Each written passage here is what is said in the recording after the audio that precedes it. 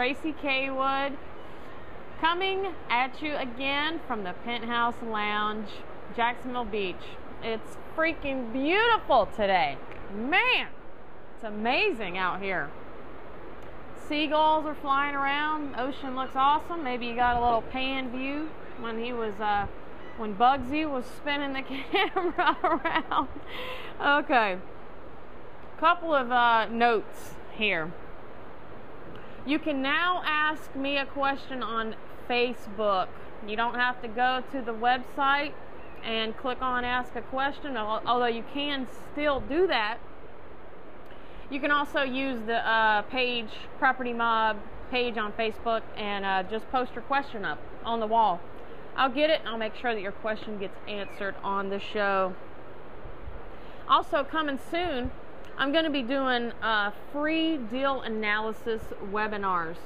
So it's not ready just yet, but I just wanted to let you know about it, that you're going to be able to submit your deal to me, give me some numbers, some basic information, and we'll get on a call, a webinar, and go over the deal, analyze the deal for you. I know a lot of people get deal analysis paralysis and freeze up, and that's as far as they make it. So that feature is coming to you soon.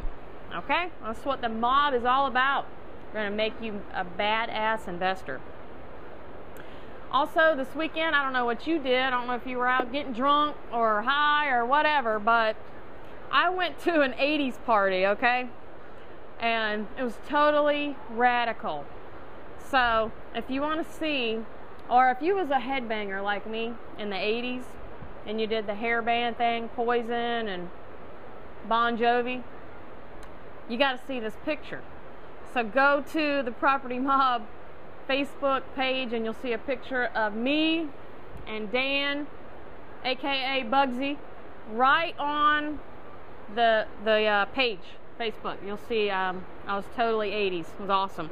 So make sure you go there and look at that picture. It's funny. We had a great time.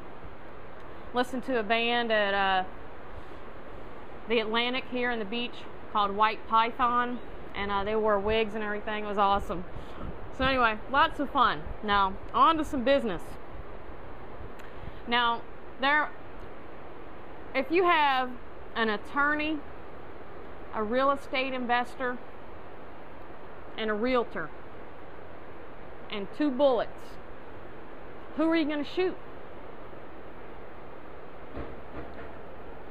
You're going to shoot the realtor twice, just to be sure. Ha! That's awesome. Okay. That leads me into a question that I got. Let me find it. I got all of my questions here in one email. I put them all together so I could find them on my iPad, but okay. Oh no, that was the question for last week. I'm sorry, that was the way he asked, did you have to have a license, or was that this week? I don't know. Did I answer the question about having to have a license to do business? I didn't. I must not afford it to me, but there was a question sent in that said, do you have to have a license to do this? And the answer to that is absolutely not. You do not have to have a license to wholesale properties.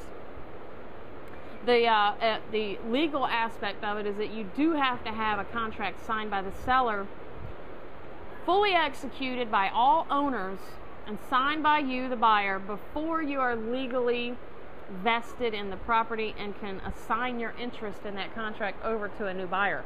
So some things you want to avoid is trying to pre-sell the property or put it out there for sale before you actually have a contract signed by the seller. You don't want to do that. That can be construed as acting as a realtor. And I'm sorry, I don't have the email. I don't know the name of the person who sent that question to me. Darn it. Sorry about that. But there are some advantages, some very good advantages to having a license, which I do have a license. I am a licensed real estate broker associate. So I've been licensed for about 10 years, maybe 11, since 1999. And while I don't practice traditional real estate as a realtor, I do use my license for a couple of things. One is access to the MLS, which is just a great database of information, statistics, and comparable sales. I use it on a daily basis to find comps for my leads. Helps me research the market to a T. It's awesome. So that is definitely a benefit, advantage of having a license. Also, there are deals in the MLS that you can make offers on, and there's called a hot sheet where you can get updates as soon as they get put in the MLS. You find out about them, whether it be REOs or just distressed properties, and you can make offers on those and get a commission for it. A lot of banks now are not paying commissions if the buyer is a realtor, so you know that you may be kicked out on some of that. But if you're dealing with a seller directly, then of course you can get a commission, get paid a commission to buy their house and then sell it.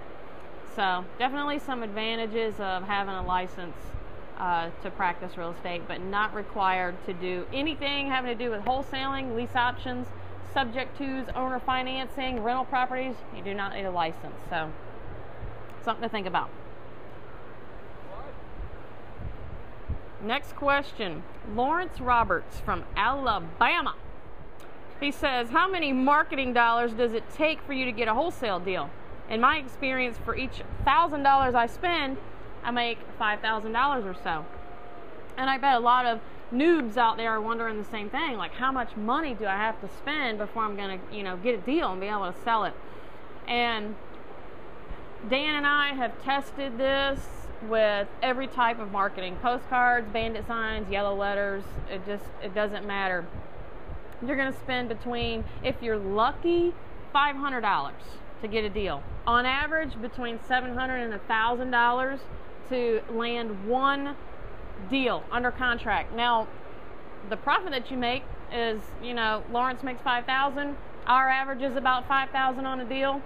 That's because of the price range we deal in. The more dollars you all are in, the more that stick to you. That's a great saying from Ron LeGrand, one of my mentors. And it's true. If you're in a higher price range, then you're going to make more money when you flip the property. So I deal in like a median, 75% of median price ranges. So, our average is like $5,000. I'm happy with that. I got to spend $700 to $1,000 to get that deal under contract and sold. And again, it's the funnel effect. You get, 20 calls, 7 go into appointments, 3 under contract. You actually end up selling and closing on one of them properties. So, it's a numbers game. If you don't have marketing dollars to spend, then there's some free things that you can do. Maybe I'll do a blog entry on some tips on marketing for free. So you either have to have time or money to land a deal. But inevitably you do have to spend money in this business, not to buy the houses, but to generate leads, which is the most important part of wholesaling or any business, is locating prospects. So I'll do a blog post for you on that and talk about some ways you can do free marketing. Which leads me to another topic of when you do get a check, you should always, always, always take out 20% off the top of every deal, every check that you get from wholesaling real estate. Put it into a marketing account so that you always have money to market, to generate leads. Very, very important. It's critical.